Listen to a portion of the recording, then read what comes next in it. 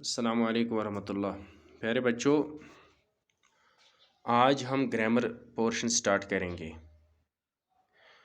तो बिना वक्त गवाए हम डायरेक्ट लेसन नंबर 4 यानी चैप्टर 4 सेंटेंस पे आ जाएंगे।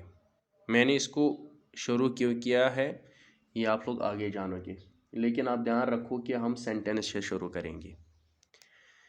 आप सभी जानते हैं कि सेंटेंस की डिफिनीशन क्या है, ये तो बचपन से ही हमने सीख लिया है। हाँ, सेंटेंस क्या होता है? Group of words that make us complete sense, उसको हम कहते हैं सेंटेंस। लेकिन अगर हम बहुत सारे वर्ड्स को ऐसे लिखेंगे, ग्रुप ऑफ वर्ड्स जिनका कोई माने ही नहीं हो, तो उसको हम सेंटेंस नहीं कहेंगे। मिसाल के तौर पर यहाँ पर कुछ ऐसे ग्रुप ऑफ वर्ड्स हैं। मिसाल, the sun in the east in the sun rises, don't done work my I have, his wisdom was famous for Solomon. अगर हम इनकी बात करेंगे तो ये तो ग्रुप ऑफ वर्ड्स हैं, लेकिन इनकी कोई मीनिंग ही नहीं है। लेकिन जब हम इनको अच्छी तरह से ऑर्डर में लिखेंगे, कहाँ पर हमने क्या इस्तेमाल करना है, तो बिल्कुल इनकी मीनिंग अच्छी हो जाएगी, यानी बिल्कुल क्लियर आ जाएगी। The sun rises in the east, जो आफ्ताब है, जो सूरज है, ये कहाँ से तुलू होता है? मशरिक से तुलू हो जाता है। I have done my work, मैंने अपनी काम मुकम्मल की। Solomon was famous for his wisdom, Solomon बादशाह सोलोमन जो था वो अपनी दानाई पे काफ़ी ज़्यादा मशहूर था।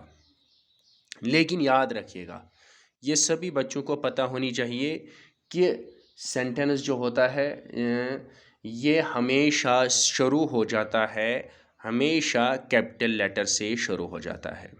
हाँ, लेकिन जो भी हम अल्फाज इस्तेमाल करेंगे सेंटेंस के अंदर, उनका क्या होना चाहिए? ऑर्डर होना चाहिए। वो हमें तरन्नुम के साथ लिखने हैं, वो हमें ऑर्डर के साथ लिखने हैं। बिल्कुल हमें कौन सा वर्ड कहाँ पे इस्तेमाल करना है, बिल्कुल हमने उसी के मुताबिक हमने यानी सेंटेंस को लिखना है। ये जो इस सेंटेंस होता है, ये हमेशा इख्तिताम होता है या तो फुल स्टॉप से, या तो नोट ऑफ एक्सक्लेमेशन से, या तो नोट ऑफ इंट्रोगेशन से। ये तीन चीज़ें हैं, याद रखिएगा। Every sentence begins with the capital letter, और इसके साथ साथ the words in a sentence must be in their proper order. या अगर हम बात करेंगे, सेंटेंस जो होता है वो हमेशा इख्तिताम होता है या फुल स्टॉप से, या नोट ऑफ एक्सक्लेमेशन से, या नोट ऑफ इंट्रोगेशन से। ये हो गई रूल्स। अब हमने देखना है, तीन बातें हमने समझनी है। पहला हमने क्या समझना है? पहला हमने यानी पहले तो हमने किस बात की जिक्र करनी है? पहले हमें पता होनी चाहिए फ्रेज किसको कहते हैं, फ्रेज किस चीज़ को कहते हैं। आइए समझते हैं फ्रेज क्या होती है। सेंटेंस आपने सुना, मैं अब आपको फ्रेज के बारे में बताऊंगा। A phrase is a group of words which makes some sense but not complete sense. Phrase भी ग्रुप ऑफ वर्ड्स है, ये भी माने यानी इसकी भी मीनिंग होती है, लेकिन इसकी मीनिंग मुकम्मल नहीं होती है, कंप्लीट सेंस नहीं होती है। लेकिन याद रखिएगा, it has no finite verb. आगे समझाऊंगा मैं इनके बारे में, ये फाइनाइट वर्ब वगैरह। याद रखिएगा, इसका कोई फाइनाइट वर्ब नहीं होता है। मिसाल के तौर पर, इन the evening, near the table, on that hill, over the trees, A red cap, A silken shirt. ये वर्ड्स हैं, ये ग्रुप ऑफ वर्ड्स हैं, लेकिन इनके पास कोई फाइनाइट वर्ब नहीं होता है। समझ में आ गई मेरी बात? मिसाल, शाम को, दोपहर को, टेबल के नज़दीक, हाँ, पहाड़ी पर, या हम कहेंगे कोई अच्छी सी शर्ट, हाँ, कॉटन शर्ट है, वूलन शर्ट है, सिल्कन शर्ट है। ये क्या है? ये फ्रेज है, ये ग्रुप ऑफ वर्ड्स हैं, लेकिन इनके पास कोई फाइनाइट वर्ब नहीं होता है। मिसाल के तौर पर आप ये समझो, ये ऊपर ये सेंटेंस, ये जो एक ग्रुप ऑफ वर्ड्स है, the group of word, the above group of words make some sense but they do not make complete sense. ये मीनिंग इनकी निकलती है, लेकिन पूरी मतलब इनकी नहीं निकलती है। हाँ, दे आर कॉल्ड फ्रेजेस। इन्हीं को हम क्या कहते हैं? फ्रेजेस। याद रखिएगा, फ्रेज क्या होती है? A phrase is a group of words that make some sense but not complete sense. और ये भी लिखना है, it has no finite verb. हाँ, अब हम देखेंगे ये फ्रेज होती है, फ्रेज को हम अकेले इस्तेमाल नहीं कर सकते हैं।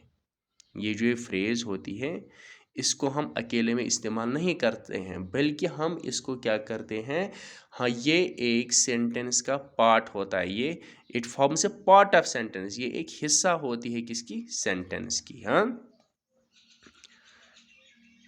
मिसाल के तौर पर अब हम देखेंगे कुछ वर्ड्स। द गर्ल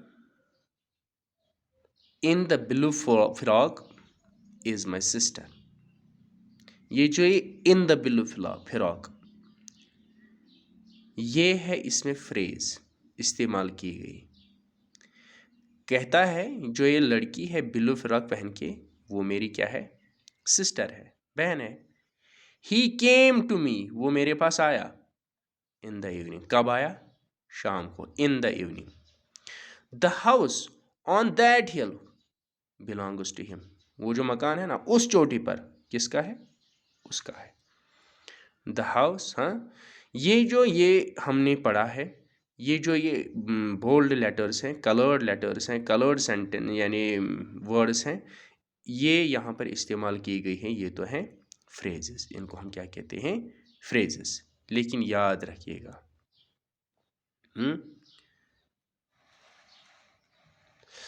मिसाल के तौर पर हमने ये समझा कि फ्रेज में क्या है, लेकिन अब मैं आपको एक अहम बात बताने जा रहा हूँ। वो ये है, जो सेंटेंस होता है, जो जुमला होता है, जुमले के अंदर क्या होता है, उसके अंदर वर्ब होता है, जुमले के अंदर वर्ब होता है। लेकिन ये जो फ्रेज होती है, फ्रेज में कोई वर्ब नहीं होता है। हाँ, इसको हम कहते हैं, जो वर्ब है वो तो जुमले की जान होती है, सोल ऑफ सेंटेंस। आइए क्लास पढ़ते हैं, क्लास क्या होता है। अब और कुछ सेंटेंसेस देखते हैं, study the following sentences. The man, बच्चों यहां पर ध्यान देना है, the man with A beard is our leader. The man who has a beard is our leader. The man with A beard, वो आदमी जिसे दाढ़ी है, वो हमारा क्या है, लीडर है, रहनुमा है। The man who has a beard, the man वो आदमी, हु हैज अ बियर्ड जिसको क्या है, जिसे दाढ़ी है, हु हैज यानी पर हु यहां पर इस्तेमाल किया गया है। Who has a beard is our leader. दो चीजें, with A beard, who has a beard, अलग अलग बातें कही गई हैं। यहाँ पर भी बियर्ड इस्तेमाल की गई, यहाँ पर भी। लेकिन यहाँ पर इसने क्या किया है, यहाँ पर इसने फ्रेज इस्तेमाल की, यहाँ पर इसने फ्रेज इस्तेमाल नहीं की, ये मैं अभी आपको बताऊंगा। यहाँ पर इसने हु हैज ए बियर्ड इस्तेमाल किया। हाँ, फंक्शन तो एक ही है, यहाँ पर भी फंक्शन एक ही है। The man with A beard is our leader, the man who has a beard is our leader, यानी यहाँ पर तो काम एक ही है। लेकिन ये किसको डिस्क्राइब करते हैं, ये यहाँ पर किसको डिस्क्राइब करते हैं, बयान किसको करते हैं, आदमी को बयान करते हैं। लेकिन अगर हम सुनेंगे, अगर हम देखेंगे, ये जो विद ए बियर्ड है, ये है phrase. Who has a beard, अगर हम इसको देखेंगे, इसमें किस चीज़ का जिक्र किया गया है, यहाँ पर फाइनाइट वर्ब का इस्तेमाल किया गया है। यहाँ पर फाइनाइट वर्ब का इस्तेमाल किया गया है। फाइनाइट वर्ब यहाँ पर कौन है, हैज़ है। यहाँ पर फाइनाइट वर्ब कौन है, हैज़। और उस फाइनाइट वर्ब के साथ किसको इस्तेमाल किया गया है, वहाँ पर सब्जेक्ट इस्तेमाल किया गया है, हु। यानी फाइनाइट वर्ब के साथ सब्जेक्ट, तब हम इसको कहते हैं, ये क्या बन जाता है, ये क्लॉज बन जाता है। ये क्या बन जाता है, क्लॉज बन जाता है। यहाँ पर जो है ऊपर वाले सेंटेंस में डायरेक्ट क्या है, डायरेक्ट फ्रेज इस्तेमाल की गई है। लेकिन नीचे वाला सेंटेंस जो है, यहाँ पर फाइनाइट वर्ब के साथ सब्जेक्ट इस्तेमाल किया गया है। This means it is a clause. आइए सुनते हैं, अब हम क्लॉज को समझते हैं। क्लॉज क्या होता है, a group of words which has a subject and a predicate of it is own and forms a part of sentence is called a clause. अब क्या है क्लास, किसको कहते हैं? ग्रुप ऑफ वर्ड्स जिसमें सब्जेक्ट भी है, जिसमें प्रेडिकेट भी है, हाँ, यानी ये and forms a part of sentence, और ये क्या, जुमले का एक हिस्सा बनाता है, तब हम इसको क्या कहते हैं? क्लास। समझ में आ गई मेरी बात? हाँ। अब क्या है, फ्रेज और ये जो फ्रेज और क्लास हैं ये दोनों पार्ट ऑफ सेंटेंस है, लेकिन जो सेंटेंस है, हाँ, जो हम देखते हैं, अगर हम इसकी डिफिनीशन से ये देखेंगे, सेंटेंस क्या होता है? Group of words that makes complete sense, हाँ। लेकिन सेंटेंस में वर्ब होता है, सेंटेंस में वन फाइनाइट वर्ब होता है, लेकिन फ्रेज में नहीं होता है, हाँ। लेकिन अगर हम देखेंगे क्लास में क्या है? क्लास में बिल्कुल होता है क्या, उसमें फाइनाइट वर्ब होता है और उसके साथ सब्जेक्ट। आइए देखते हैं ये तीन चीज़ें।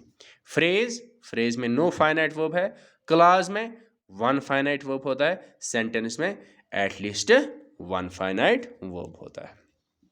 समझ में आ गई मेरी बात?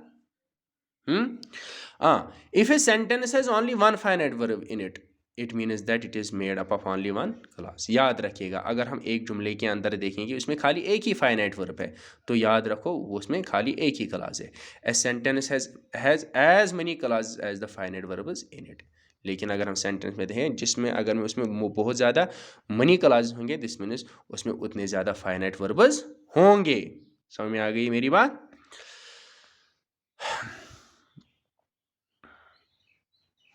आइए देखते हैं हम एक्सरसाइज को।